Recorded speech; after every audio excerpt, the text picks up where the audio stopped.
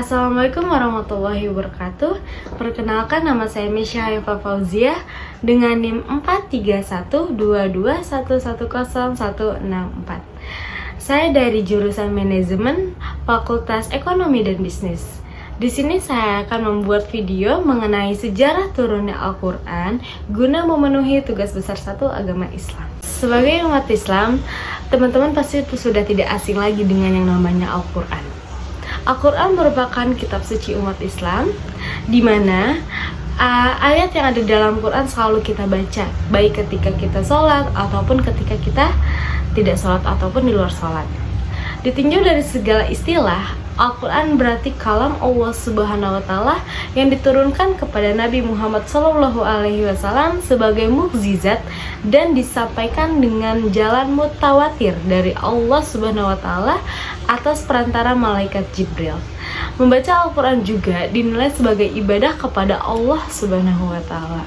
Perjalanan Al-Quran mulai dari pertama kali diturunkan hingga sekarang merupakan perjalanan sejarah yang amat panjang, melewati periode hampir lebih dari 1400 tahun lampau. Allah Subhanahu wa Ta'ala menjamin keutuhan dan keaslian Al-Quran sebagaimana firman-Nya dalam surat Al-Hijr ayat 9 yang berbunyi, "Sesungguhnya kami yang menurunkan Al-Quran dan kamilah yang memeliharanya."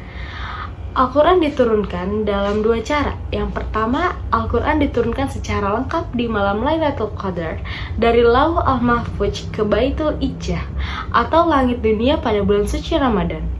Hal ini dijelaskan Allah Subhanahu wa Ta'ala dalam surat Al-Qadar ayat pertama yang berbunyi, "Sesungguhnya kami telah menurunkan Al-Quran pada malam kemuliaan," atau biasa kita sebut sebagai malam Lailatul Qadar. Kedua, usai diturunkannya Al-Quran di langit dunia, lalu wahyu Al-Quran ini diturunkan secara bertahap kepada Nabi Muhammad SAW sesuai dengan konteks dan kebutuhannya selama kira-kira 23 atau 25 tahun. Ayat pertama yang diturunkan kepada Nabi Muhammad sekaligus juga tanda pengangkatannya sebagai Rasulullah SAW adalah surat Al-Alaq ayat 1-5 yang berisi perintah membaca atau Iqra. Sejarah periodisasi Al-Quran sepanjang perjalanan turunnya wahyu kepada Nabi Muhammad SAW, para ulama membagi sejarah Al-Quran dalam dua periode, yaitu periode sebelum hijrah dan periode selepas hijrah. Ayat Al-Quran yang turun sebelum hijrah dikenal dengan sebutan ayat-ayat Makkiyah. Sementara ayat-ayat Al-Quran yang turun usai hijrah dikenal sebagai surat-surat Madinah. Yusuf Hashim dalam buku Akidah Akhlak 2020 menjelaskan sejarah periodisasi Al-Quran sebagai berikut. Yang pertama, periode selama hijrah dan ayat-ayat Makkiyah. Pada periode ini, ayat-ayat Al-Quran diturunkan selama Nabi Muhammad SAW berdakwah di Mekah. Karena itulah ayat-ayatnya dinisabkan ke lokasi turunnya wahyu, yaitu di Mekah. Ayat-ayatnya diberi julukan sebagai ayat-ayat Makkiyah. Di periode pertama ini, terdapat 86 surat Makkiyah yang diturunkan selama 12 tahun 5 bulan.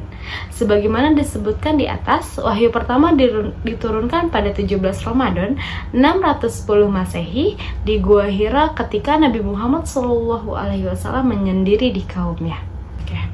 Pada umumnya, isi-isi ayat Makkiyah berkenaan dengan akidah dan penguatan tauhid. Wahyu Al-Quran di periode sebelum hijrah merupakan pokok ajaran Islam untuk mengkokohkan keimanan umat yang ditindas oleh orang-orang kafir Quraisy. Dan yang kedua, periode selepas hijrah dan ayat-ayat Madinah atau Madaniyah pada periode kedua ini. Di periode kedua ini terdapat 28 surat yang turun selama 9 tahun 9 bulan. Karena pengokohan iman sudah dijelaskan melalui ayat-ayat Makkiyah, maka usai hijrah ayat-ayat Madaniyah umumnya berkaitan dengan muamalat, syariat, dan hukum-hukum Islam. Di periode ini, ayat terakhir yang diturunkan adalah ayat 3 dalam surat Al-Maidah ketika Nabi Muhammad SAW melakukan haji wada sekaligus penutup dari wahyu Al-Quran. Pada hari ini telah kusempurnakan untuk kamu agamamu dan telah kucukupkan bagimu nikmatku dan telah ridhoi Islam menjadi agamamu. Quran Surat Al-Maidah ayat 3. Sejarah pembukuan Al-Quran di masa Rasulullah SAW, Al-Quran belum terkumpul rapi seperti sekarang. Ketika wahyu diturunkan, Nabi Muhammad SAW membacakannya pada para sahabat, baik untuk langsung ditulis ataupun dihafalkan. Usai Rasulullah SAW meninggal, terdapat kebutuhan untuk membukukan dan menstandarisasikan Al-Quran agar tetap utuh dan terjaga keontekannya. Penjelasan mengenai sejarah pembukuan Al-Quran dijelaskan dalam uraian sebagai berikut. Yang pertama, Al-Quran di masa Nabi Muhammad SAW, salah satu alasan Al-Quran belum dibukukan pada masa kenabian adalah proses perjalanan wahyu yang masih berlangsung selama hidup Nabi Muhammad SAW. Ketika wahyu diturunkan, Rasulullah SAW kemudian membacakannya kepada para sahabat, serta meminta beberapa orang untuk menuliskan wahyu tersebut. Perjalanan panjang sejarah Al-Quran ini makin mengkokohkan keautentikan Al-Quran. Adapun nama-nama Al-Quran, yang pertama Al-Quran yang artinya bacaan atau yang mengumpulkan. Yang ketiga terdapat Az-Zikr atau pemberi peringatan. Yang keempat ada nama Al-Furqan yang artinya pembeda.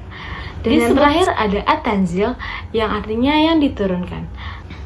Berikut merupakan nama-nama Al-Quran dan kita langsung masuk ke dalam fungsi Al-Quran. Di sini ada beberapa fungsi Al-Quran. Yang pertama ada fungsi Al-Quran dalam agama Islam atau fungsi Al-Quran dalam kehidupan, yaitu sebagai Al-Huda yang artinya adalah petunjuk. Al-Quran dapat digunakan sebagai petunjuk orang-orang mukmin. Dan yang kedua adalah sebagai Al-Furqan atau pemisah. Al-Quran dapat digunakan sebagai pemisah antara kebatilan dan kebenaran. Berikut merupakan pengertian yang saya sampaikan mengenai sejarah Al-Quran, nama-nama Al-Quran, fungsi Al-Quran, dan pengertian Al-Quran. Terima kasih atas perhatiannya. Kurang lebihnya mohon maaf. Wabillahi taufiq wal hidayah. Wassalamualaikum warahmatullahi wabarakatuh.